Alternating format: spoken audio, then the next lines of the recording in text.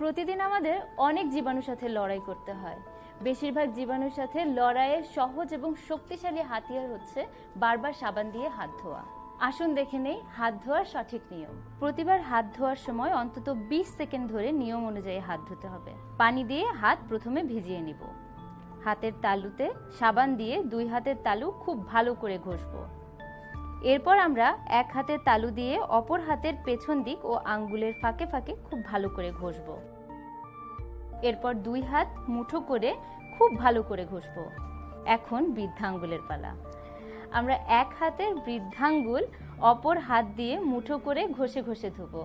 এবার এক হাতের আঙ্গুলের ডগা দিয়ে অন্য হাতের তালুতে নিয়ে ঘষবো।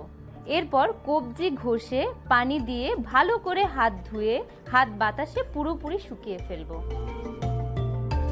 আর হ্যাঁ, আমরা যেন একটা কথা ভুলে না যাই, হাতের নখ সবসময় ছোট রাখবো এবং ধোয়ার সময় নখ সবসময় পরিষ্কার করব।